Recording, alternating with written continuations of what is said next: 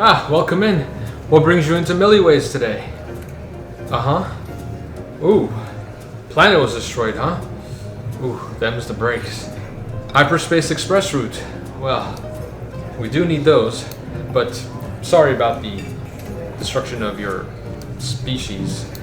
Tell you what, on the house, any drink of your choosing, I'll whip it up for you, and maybe we can drink about it, friend. What do you say? All right, that's what I like to hear. Now, what's your cocktail of choice? A glowing gin and tonic. Well, that's a new one. Never heard of it. How about a nice Pan Galactic Gargle Blaster? We make the best one here at the restaurant at the end of the universe. Is it strong? Well, is a Vogon ugly? I have to limit my customers to 2 max on those. Yep. They'll knock your socks off. Alright, that's what I like to hear. What's that? What's in it?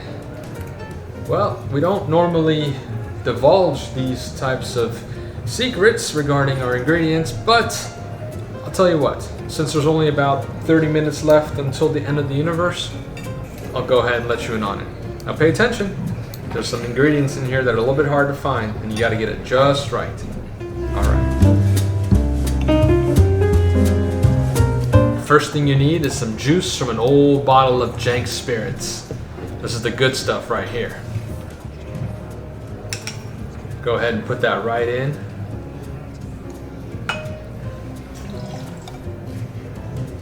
Next we'll need a splash of seawater from Santrogenus 5.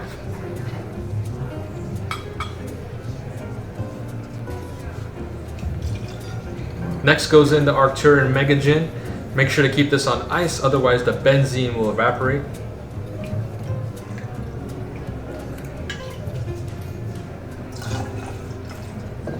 Next goes in the Thallium marsh gas. Make sure it's nice and bubbly. Next we need to get out our Qualictin Hypermint extract and put a little bit of this in there also.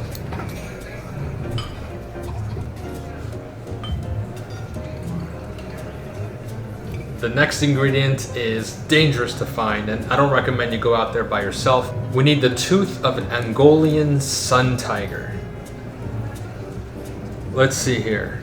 This looks like a nice little molar right here. And drop it right into your drink. And then we'll just sprinkle in some Zamphor and we're almost done. Just mix that all up. Make sure the tooth dissolves nicely. Here we go.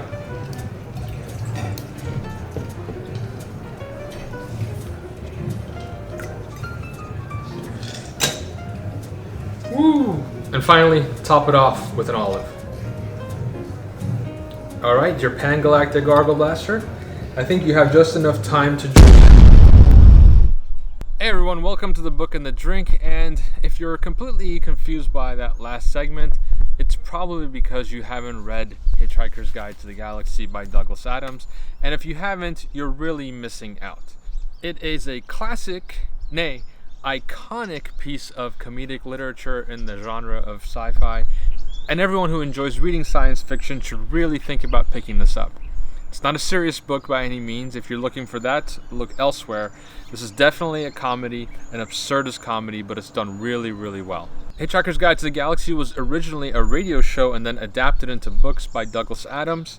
And I know this looks very thick, but don't panic. This is actually 5 books and a short story at the very end. The first book is only about 140 pages long, and then the second book, called The Restaurant at the End of the Universe, is also about the same length. The second book, by the way, The Restaurant at the End of the Universe, is where our bar scene took place. So if you get through the first book and you like it, you can look forward to reading about that particular scene.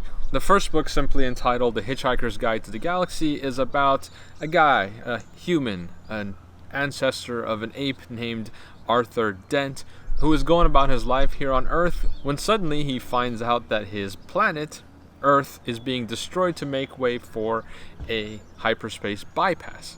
Luckily, he has a friend named Ford Prefect, who is an alien in disguise, who is able to basically hitchhike them off of the planet right before it explodes. After their escape from Earth's destruction, they go on an adventure throughout the galaxy, which includes some torturous poetry, a two-headed, three-armed eccentric alien, a robot that is clinically depressed, and a hyperspace drive that does random things when you use it, like making missiles turn into sperm whales or turning the passengers into penguins, other random things like that. And that's the kind of humor that you can expect throughout this book. It is absurd and random and hilarious. Now, I personally don't reread a whole lot of books. I don't find it enjoyable. There's so many books out there that are good that I want to get through that rereading just takes up time from something that I've already experienced. It's not like watching a movie where it's like 2 hours and you rewatched it and then it's over. A reread takes a long time, a lot of hours that you could be spending reading other books. But with Douglas Adams and Hitchhiker's Guide, all of these books here, I've reread them multiple times. Mostly because of the comedic value, but also because I like witnessing the cleverness in writing of Douglas Adams. There's a lot of times while reading this where you're like, oh, I see what you did there, Douglas Adams. Very, very clever. This kind of British type humor that is in this book, reminiscent of Monty Python or Blackadder, if you've seen that, is to my liking, and I enjoy it, and I keep coming back and rereading it.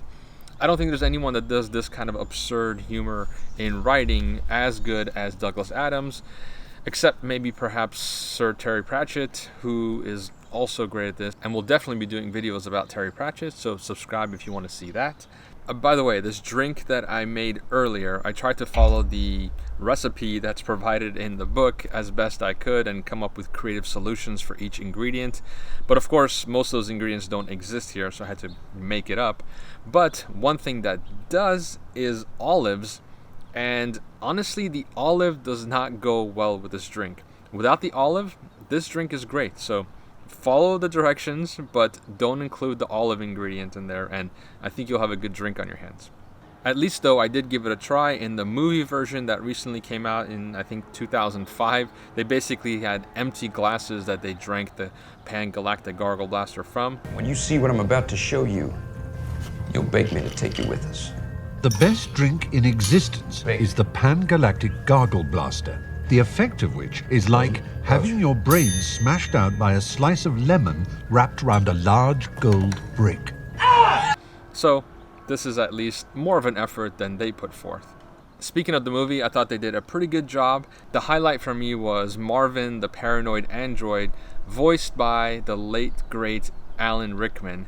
Yes, the guy that played Snape in the Harry Potter movies. That dreary kind of slowness that he has to his voice was perfect for a depressed robot. I think you ought to know I'm feeling very depressed. Well, we have something that should take your mind off things. It won't work. I have an exceptionally large mind. Yeah.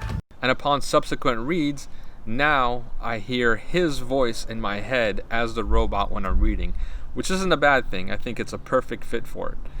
Overall though, I would say that the comedy that is presented in this book is played out better in your mind's eye as opposed to on screen. The kind of cleverness and weird humor that's presented in here doesn't come across quite as well on screen as you're watching it. It comes across more corny or quirky or just lame sometimes. I think your imagination does a much better job of illustrating what you're reading as opposed to watching it in video format.